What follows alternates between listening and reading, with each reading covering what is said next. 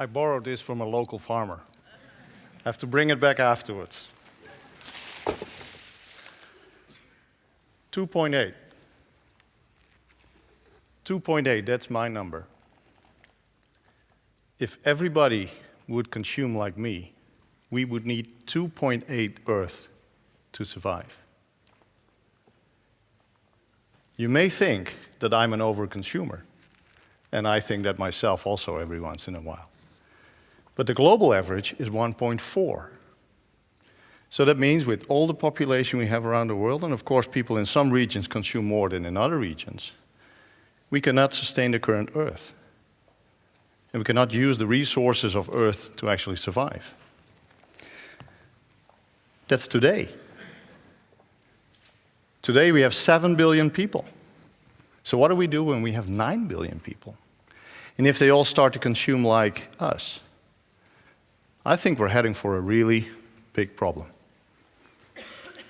But I don't want to talk you down today because I think we have a solution. But it just means that we have to do it all together. We have to adopt, let's say, new technologies and actually work differently. So what we really should do is run our economy differently. We currently run our economy as a linear economy. We should be open, so that's the first thing. The second thing is, I think there are technologies, and I will give you just an example of one particular technology that we have developed together with all kinds of people that helped us with that to solve this. And the third thing is that I mentioned before, we have to do this all together. So it means not just the scientists which I represent, not just the companies that I work for instance, but also you as a consumer. And it really takes an effort that we should do together. So this is the way we do it currently. We take resources, we make a product, and we dump it. And there's a lot of ways that we generate, of course, with maintaining our current way of living. And that's not sustainable, as you will realize from my brief introduction. So what we should do is think more about circular economies. And that means that we should recycle things, reuse as much as possible, and really think about the resources that we use. And we already bring bottles back to the shop where we bought them, to the grocery store. So PET bottles. We also bring glass back. We have it recycled. And if we have biological waste such a plant, we have it up for composting, and we turn that compost, of course, and we think, well, that's a nice circle. So we're doing already quite something, we think. But currently, only 20% of what we consume is recycled. That is by far not enough. We should do a lot more. So we really have to change from this linear economy to a circular economy, and also even have to do that differently. Because if you look at this, for instance, we have this plant. And basically, if you take a look at it, if you take one out, I have to be a bit graphical here, I'm sorry. This is the part we eat. And actually, you could say this is the part that cattle and pigs eat, because we use it as feed. And this is the thing we are not using. So part of the plant we're actually mixing again with the soil to make sure that the soil remains fertile. But there is an excess of that plant, basically, to do that. So the plant is really a very interesting resource, because it is green, it is recycled CO2 from the sky, basically, taking it with sunlight, turning it into a plant. And if we only do composting, so what happens in this particular situation, if you do composting, of course you turn the plant back to CO2 and minerals. You should bring the minerals back to the land where the farmer has grown this particular corn plant, and that's very good. But the rest of the plant is turned into CO2, so it goes back into the nature, making a perfect cycle. Sounds fantastic, eh? You have a circular way of doing this. But in essence, it's not really the most optimal situation. Because there are a couple of things that are happening. This plant contains a lot of valuable raw materials. If we turn it back into CO2, it basically goes back to this single molecular compound, and we can use some of the materials in the plant. So the value in the plant is much more higher than this CO2. The other thing is, if you compost the plant like we do now, if there is sufficient oxygen, everything is turned into CO2 and minerals. But typically, there's not enough oxygen when this happens in your compost container. What then happens is that methane is formed. so CH4. Methane is a 25 times more potent greenhouse gas than CO2. So if we turn actually the plant into methane in a compost container, we're creating another environmental issue. So we should do this differently, and we looked at it very closely. How can we do this in a proper way? Use this fantastic feedstock that we currently use for food production. So we should have food production of agriculture, of course, as our primary purpose. We need to find ways to feed 9 billion people. So that's our primary purpose. But what can we do better with the waste material? And don't call it a waste anymore, it's a resource. Sorry about that. It is quite a lot. If you look at the weight of the thing that I just thrown in, the corn cob, it's around the same weight as the plant I have here right now. We're basically not using that carbon right now. So what we had in mind is, and I will show you just a case of biofuels, so-called second-generation biofuels, using this part of the plant. So not the corn cob. The corn cob is food, as you remember, but this part of the plant as a resource for making biofuels. And that's not easy at all. And science came to the rescue.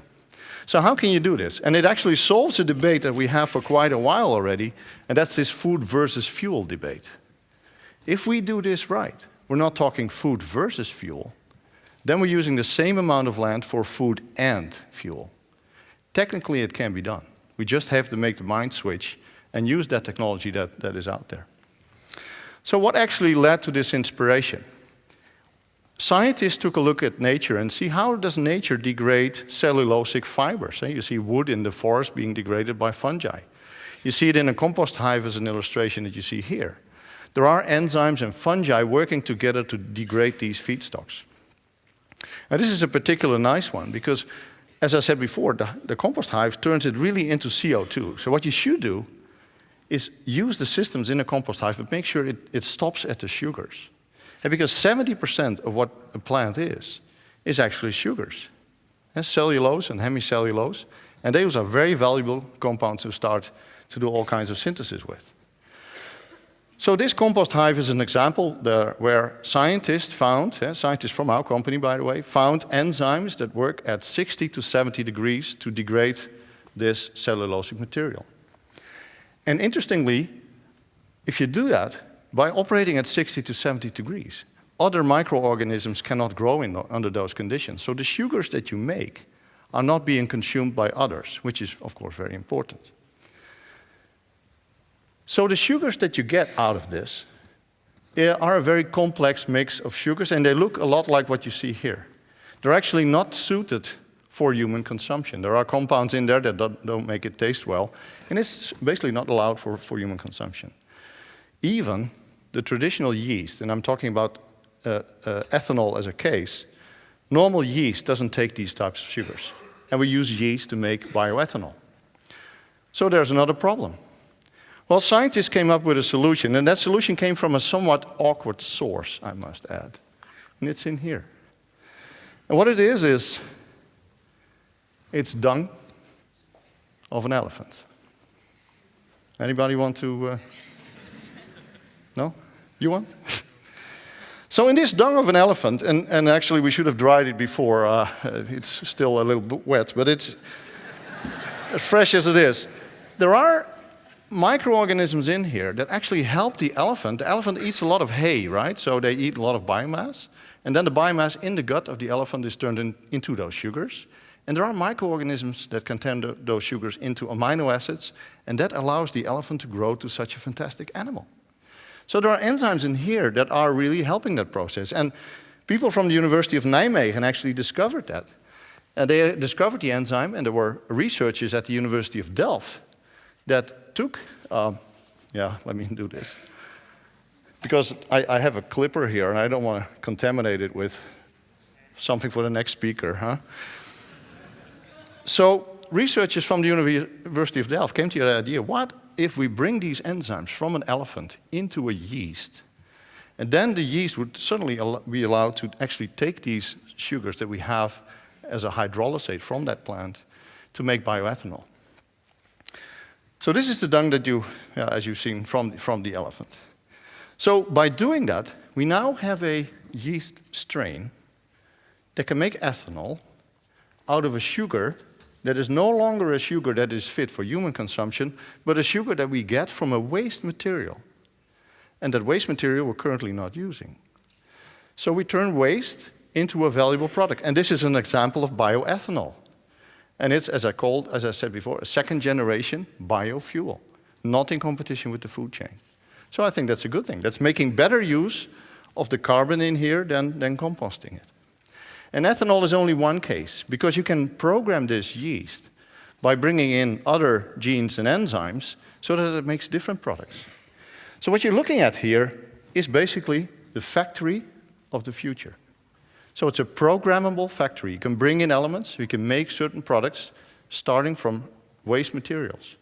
And that's a very important development. It could only have happened because people that were working on parts of the solution actually found one another and worked together in this. So we have to do it in a really closed way and really be able and willing to share also the value. And one of the principles of making a circular economy is that you don't try, as we typically do in a linear economy, everybody in that linear economy tries to optimize his own little piece and maximize the value. If we're in a circular economy and do this right, we should actually much more work together and also be willing to share the value that you generate. So if you're a farmer or somebody in forestry, you should actually profit from these developments. So it generates additional income to the farmer. You as a consumer should accept the products and buy these products, of course. And if they're green, and you know that they're really green, please don't forget certification, you should be willing and able to buy those. Also scientists and people that have parts of solutions should work together to make this happen. So basically there are a lot of stakeholders, politicians, enabling this. There's a lot of things that we need to do together. And it's you as well. So no matter where you are and what you do, we all have a stake in this, because it is very important to move to a circular economy. I explained to you, my 2.8 and the 1.4 of the world are not sustainable. So we have to do something about that. It may take time, but I'm convinced we can bring my 2.8 and the 1.4 of the world back to 1, where it needs to be. Together we can make things happen, and I'm pretty sure that we will be able to do that and make the world a better place for ourselves, but also for the children of our children. And if you are willing and able to help me, please come to the canteen later on and shake my hand. I will wash them first. Thank you. Thank you, Marcel. Thank you very much.